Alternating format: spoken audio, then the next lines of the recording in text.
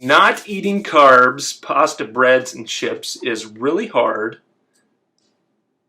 How can I give them up? So this is a question about addiction.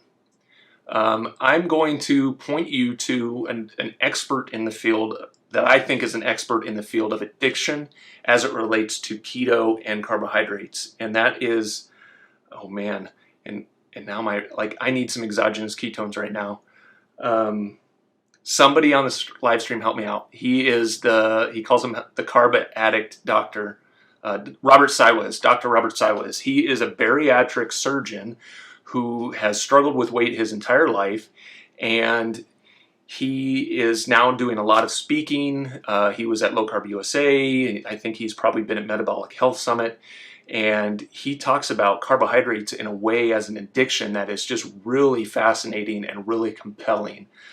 It is really hard to overcome this idea of that these are staples in your diet: pasta, bread, and chips.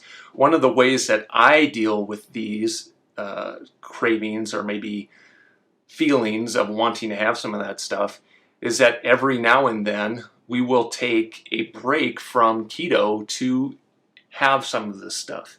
Now, it's not very often, but we have some very specific ways that we do this, and we like to call those our guardrails. So we create very specific parameters around which we're going to indulge in maybe a polyized pizza or some popcorn or something like that.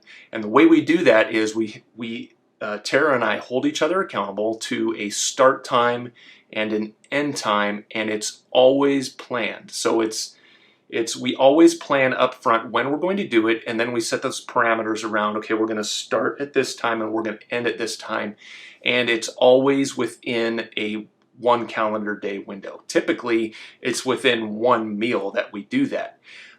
We've been doing keto for over 3 years now, and it took about 2 years for us to really get to the point where we could manage those sessions, I'll call them, those times away from keto, to where we didn't spiral out of control afterwards.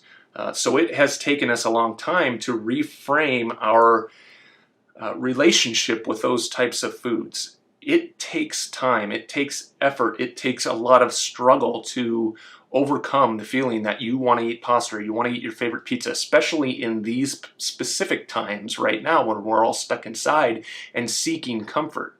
But those cravings are really just a feeling, a desire to feel differently than you do now, and you think that the thing that's going to make you feel different is that thing. And typically what happens is you go after the thing and then you feel like crap afterwards, and you're like, why did I do that? Now, if you create those specific guidelines, you can be okay with it, and it can be a healthy part of your diet.